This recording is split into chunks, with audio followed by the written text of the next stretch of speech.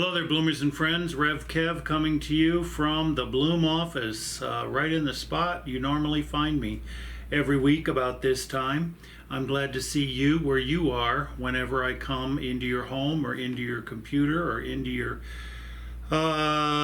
cell phone or iPad or screen in some sort of way.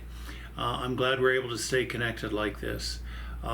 It's important to stay connected, especially in times like these. I have been kind of somber yesterday and today. As you are hearing this and watching this, there will be additional news that unfolds given the events that are happening yesterday in Great Britain and in our country, and today in our country and around. As somebody who does not remember the Cuban Missile Crisis very much, other than just tension around, completely missed the Bay of Pigs, which was before that. But then, born after World War II, but then in my life, the assassinations of Robert Kennedy and Martin Luther King, the shooting of George Wallace, the Watergate, all that Watergate fuss, and then knowing where I was and watching the Nixon resignation of what was going on with that, the ending of the Vietnam War, where I was the one that crawled to the up to the bell tower of the United Methodist Church in Eau Claire, Wisconsin, and didn't have to climb that far. There was a rope hanging down. But I rang the bell when all the churches were ringing the bell. It was a significant moment in my faith then, as it felt like we were moving into a new era. And then we, continue on in life with other kinds of things that are going on, and, not to catalog everything, but we go to 9/11, and what a significant day that was in so many of our lives, and many people made significant decisions based upon that time. We saw the Clinton impeachment before that time. I'm kind of jumping around a little bit, but it just shows that if you're my age, and many of us are around similar ages, if you're my age or even relatively close, we've gone through a lot in stunning days.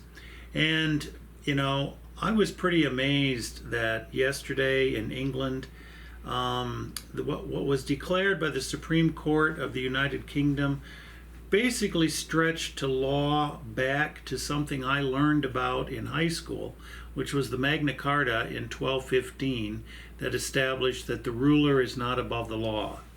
And then again, the Supreme Court, the head of the Supreme Court, the judge reading the decision that they made, quoted a statement from 1610 that the king or the government has only the prerogative that is allowed under the law. And that's the basis of understanding that our laws were formed under. Let's always remember that our legal system, our system of government, is based upon English parliamentary style and English common law.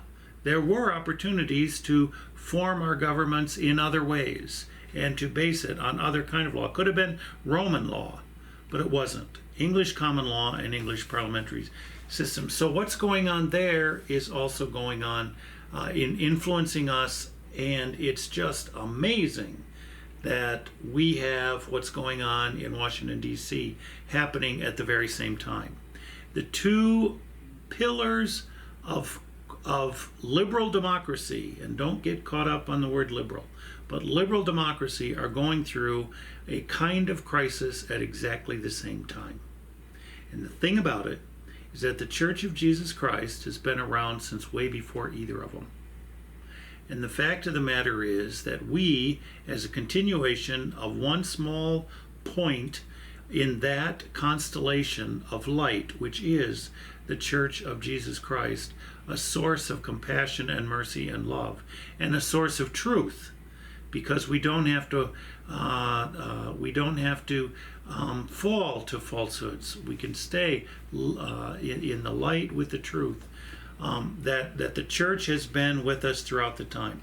And what we can be as a church is with each other throughout this time. There is a focus that we can have with one another in these days of great tumult. It is not over. More is going to happen, and it is going to be pretty amazing.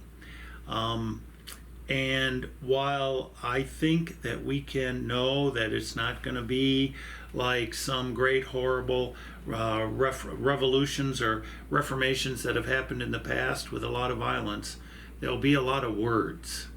And what I hope is that we understand that when we have the ability, that we will use our minds, our hearts, our spirits, our prayers to sort through those words and to stay hung on to truth. And in that truth, we will be able to live together and have a mutual understanding that is good for us for the future. As a church community, we are not political, but the word politics comes from the same word that gave us the word people.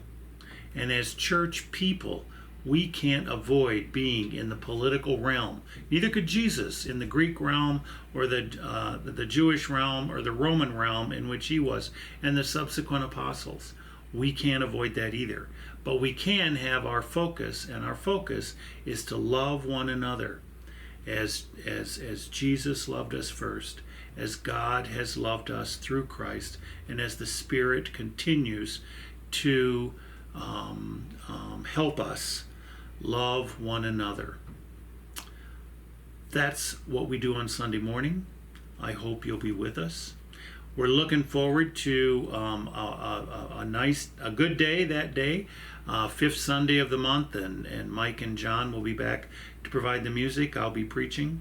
I'm excited that in just a little bit of time, these two choir folders will be in my hand and Mike Shear's hands as we begin choir practice with our new music director, Ken Forney. If you've ever thought about singing with the choir, please feel free, if not tonight, next week, next Wednesday at 5:15, to come and sing with us. Be ready to sing at 5:15, and let's grow in a new way. In the midst of all this stuff going on, Bloom is doing new things. Let's do those new things as we continue to love one another. See you next time.